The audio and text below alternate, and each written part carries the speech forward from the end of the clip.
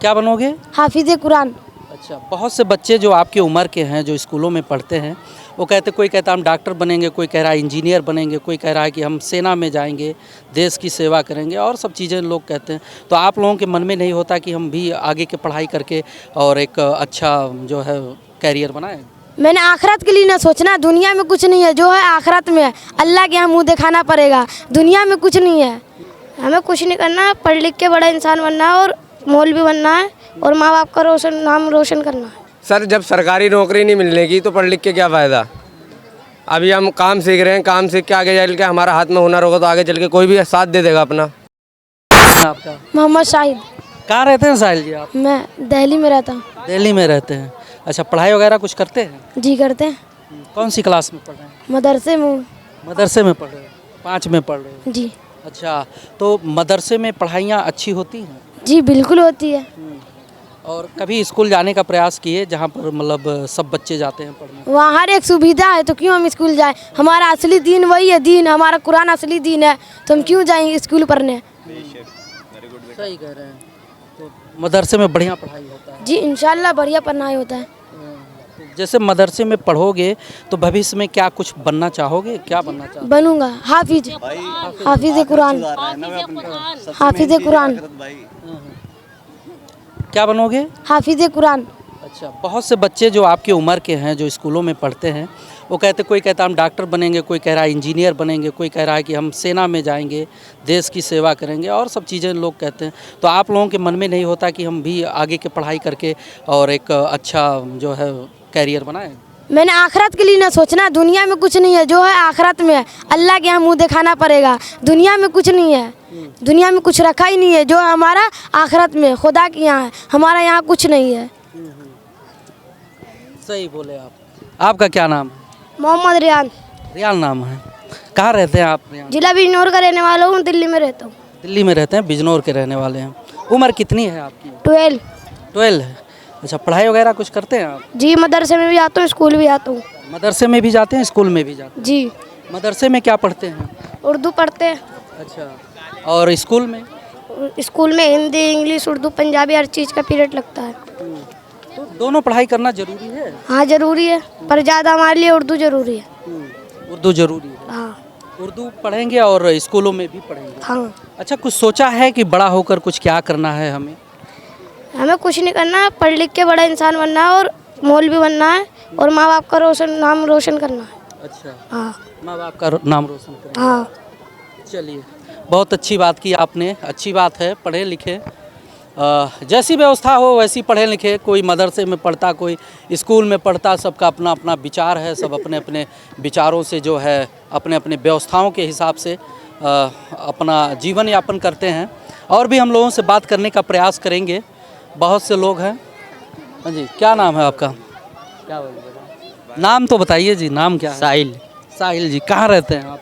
लक्ष्मी नगर। लक्ष्मी नगर, ये गणेश नगर के पास? नहीं, सकरपुर थाना। सकरपुर। अच्छा अच्छा अच्छा, गीता कॉलोनी के बगल। हाँ। और बताइए कैसे हैं आप? बढ़िया। बड़ा मेंटेन कर रखे हैं। घूमने आए, छुट्टी है क्या? हाँ, 2 दिन की छुट्टी थी। हाँ। अच्छा अच्छा। उम्र क्या होगी आपकी? 17। 17 साल के हैं। अच्छा, कुछ स्कूल वगैरह गए, कुछ पढ़ाई लिखाई? स्कूल तो गए नहीं हूँ कभी। स्कूल गए ही नहीं कभी?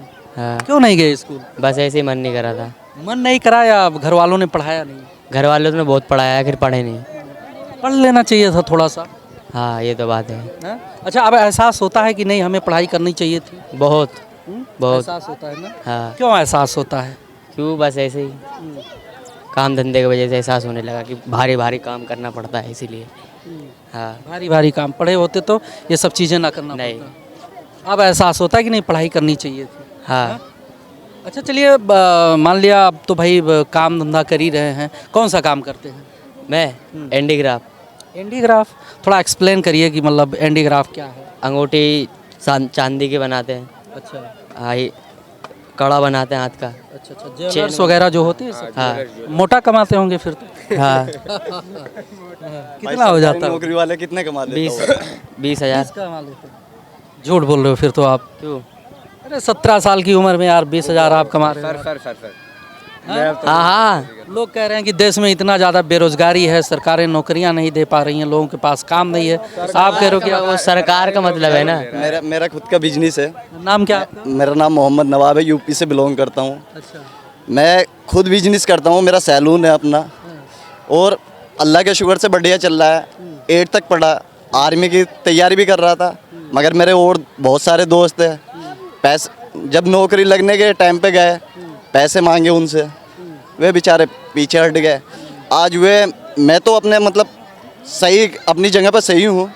जो और बंदे थे मेरे यार दोस्त, जाट भी है, सानी भी है, जितने भी और बंदे थे, आज वे बेचारे कहें कि मजदूरी कर रहा है, कोई बेचारा पत्थर ढो रहा है, कोई क्या बोलते हैं, मतलब आलतू फालतू इधर उधर बिखर गए। इधर उधर बिखर गए।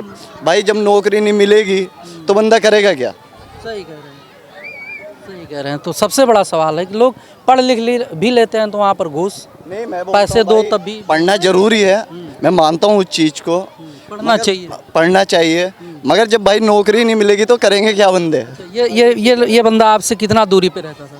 भाई इसका तो पता नहीं, मेरे द्वारका मोड़ के अंदर खुद की दुकान है। अच्छा। और मैं सोचा साथ में रहता तो समझाते कि भाई आप क्यों नहीं स्कूल गए, पढ़ाई भाई- क्यों नहीं की? मैं ये कह रहा हूँ, आर्मी में कितने मिल जाते हैं? नॉर्मल 30,000, मैं मान के चलता हूँ 30,000। भाई मैं फैसिलिटियाँ बहुत हैं। 1 लाख रुपए कमाता हूँ भाई, अकेला, अपने बलबूते पे भाई। हाँ जी। लेडीज़ पार्लर आसान समझ रहे हो क्या? लेडीज पार्लर, अच्छी बात है। हम दोनों का काम करते हैं। हाँ। हाँ। नाम क्या आपका? मोहम्मद सुफियान। सुफियान जी, कुछ पढ़ाई लिखाई आप किए थे कि नहीं किए? कितना किए? भाई मेरा ये कहना है, 5वीं तक। 5वीं तक पढ़े हैं। चलिए अच्छी बात है, परिस्थितियाँ रही होगी जिससे तो आखिर क्यों नहीं पढ़े? घर वालों ने नहीं पढ़ाया या जो है मन नहीं करता। क्यों मन नहीं करता? लोग देखते हो यार, पढ़ लिख के क्या पढ़ लिख के क्या फ़ायदा है? सरकारी नौकरी मिलेगी नहीं। करो, पढ़ लिख के फ़ायदा ही नहीं। अरे यार, पढ़ लिख लोगे तो स्किल डेवलप करोगे बढ़िया। सर जब सरकारी नौकरी नहीं मिलने की तो पढ़ लिख के क्या फ़ायदा? अभी हम काम सीख रहे हैं, काम सीख के आगे चल के हमारा हाथ में हुनर होगा तो आगे चल के कोई भी साथ दे देगा अपना। लेकिन पढ़ना चाहिए था यार, ये मत कहिएगा, नहीं तो बहुत से लोग सोचेंगे कि पढ़ लिख के क्या मिलेगा। अरे पढ़ लोगे तो बेसिक नॉलेज जो है बढ़ जाएगी, फिर कोई भी बिजनेस करोगे अच्छा करो। अच्छी बात है, कोई बात नहीं, आप अच्छा कमा रहे हो, सब कुछ ठीक है, लेकिन पढ़ाई जो है बहुत ज़्यादा ज़रूरी है। और चीज़ें हैं, जब पढ़ने लिखने के बाद लोग थोड़ा सकारात्मक सोचने लगते हैं, विस्तार होता है माइंड का, और अच्छी चीज़ों की पकड़ मजबूत हो जाती है। आप अभी कुछ कहना चाह रहे थे? भाई मेरा तो यही कहना है, मैंने एक पारे का हिफ्ज़ भी किया है, अल्लाह के शुक्र से मेरे घर वालों ने बहुत पढ़ाना चाहा। भाई मैं मदरसे के अंदर भी पढ़ा हूँ, और उसके बाद स्कूल वगैरह भी गया, काम करा। भाई जो आजकल के टाइम में नेता कर रहा है भाई, हिंदू मुसलमान, भाई मेरे गांव चलो, अगर एक बंदे को बीज की ज़रूरत पड़ती है, जैसे गन्ना हो गया, चावल हो गया, किसी को भी बीज की ज़रूरत पड़ती है, वो हमारे पास आते हैं। हमें ज़रूरत पड़ती है भाई, हम उनके पास जाते हैं। भाई इन चीज़ों में बिलोंग क्यों कर रहा है? अच्छा, वक्फ बोर्ड को बिल संशोधन से संबंधित जो है इस समय मुद्दा गर्म है, क्या विचार रखते हैं? वक्फ बोर्ड में संशोधन होना चाहिए या नहीं होना चाहिए? देखो मैं बताऊं, जो हमारे बड़े थे भाई, उन्होंने भी अंग्रेज़ों के खिलाफ लड़ाई लड़ी है, वे भी शहीद हुए। भाई अगर ऐसा होना ज़रूरी है, भाई सरकार के पक्ष में जा रहा है, भाई सरकार क्या करे क्या नहीं करे, भाई वो अल्लाह की मर्जी है। भाई असली अकीदा तो हमारा अल्लाह पे है भाई, उसके अलावा हमें पता नहीं भाई। अच्छा, ओवैसी साहब कहते हैं कि भाई अगर संशोधन होता है तो जो प्रॉपर्टियां हैं उसको छीनी जा रही है, रीजनल जो है प्रॉपर्टियां छीनी जाएंगी। भाई हम देश के अंदर ही है, और हमारे पास सारे बिल है, तो हमें टेंशन लेने की ज़रूरत क्या है? पहली बात तो ये है भाई। वक्फ बोर्ड में संशोधन होना चाहिए कि नहीं? भाई इंशाल्लाह होना चाहिए भाई, बहुत ज़रूरी है भाई मेरे हिसाब से। तो अगर ये नहीं होएगा तो भाई देश का नाश हो जाएगा पूरी तरीके से। वो क्यों? ना तो इधर की आवाम ठीक से बैठेगी, ना उधर की आवाम सीधे तरीके से रहेगी, तो भाई क्या होगा? हमारा हिंदुस्तान टूट जाएगा, पूरी तरीके से बिखर जाएगा, कोई फ़ायदा ही नहीं होगा भाई इस चीज़ों से। वो क्यों? हमें ना आपस में लड़ाने की साजिश चल रही है इन नेताओं की। ये आपस में बैठ के तो चाय दारू वारू सब पीते हैं भाई। इनका जो भी कुछ चल रहा है भाई, इनका सिस्टम अलग है भाई, हमारा सिस्टम अलग है। ये वोट मांगने के टाइम पे तू भी मेरा मैं भी तेरा, यही चलता रहता है भाई। ये सिस्टम चल रहा है नेताओं का। आम आदमी परेशान। आम आदमी परेशान है। अभी रोडों पे जाओ, बेचारे कितने गरीब ऐसे पड़े हुए हैं भाई, उनके बारे में सोचो ना।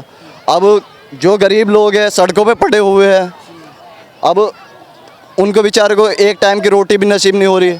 अब बीजेपी सरकार आगे भाई, मैं बोलता हूँ अच्छा हुआ दिल्ली के अंदर आई।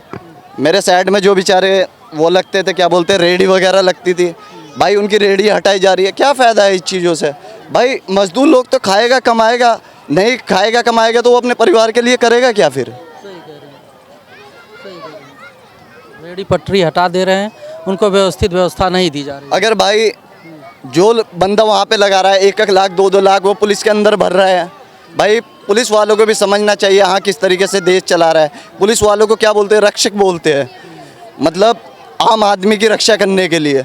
उनको अपनी ड्यूटी पूरी तरीके से निभानी चाहिए भाई, उन अपनी ड्यूटी। पैसा ले लेते हैं भाई यही तो हो रहा है हमारे देश के अंदर। अभी कोई गरीब का केस चला जाए भाई, अनजान आदमी बेचारा ऐसे फंस जाएगा, किसी अमीर को छोड़ देंगे, गरीब को अंदर डाल देंगे। ये सिस्टम चल रहा है भाई हमारे देश का।